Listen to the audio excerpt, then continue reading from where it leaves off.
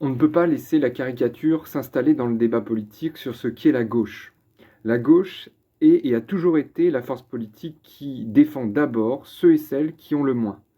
Ceux qui non seulement vivent difficilement économiquement en ce moment, mais aussi ceux et celles qui ont été humiliés par les petites phrases assassines du président de la République. Dernier de cordée, dans une gare on croise ceux qui réussissent et ceux qui ne sont rien. Tout cela. Le président de la République aide d'abord ceux qui ont le plus, avant d'aider les autres. Cette vision n'est pas celle de la gauche.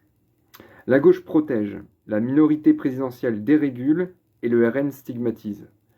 Ce n'est pas nous, notre vision. Et contrairement aux propos du président de la République et du RN, il n'y a pas trois blocs avec deux extrêmes qui seraient égaux et une seule solution, la minorité présidentielle. Au contraire de tout ça, il y a trois blocs.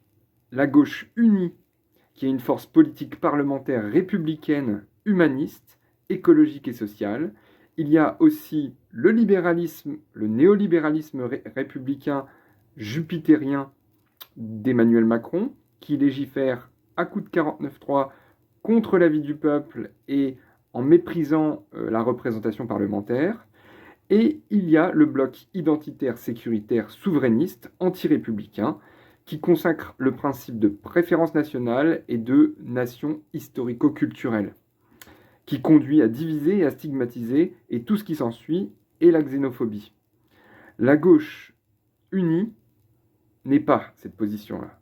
La gauche unie, avec toutes ses composantes sociales et politiques, s'oppose aux visions néolibérales de Jupiter et à la vision de séparation du RN entre les bons et les mauvais Français, ceux qui ont une croyance religieuse que le RN va considérer plus française ou l'autre moins française qu'une autre, et qui rejette la diversité et la fraternité.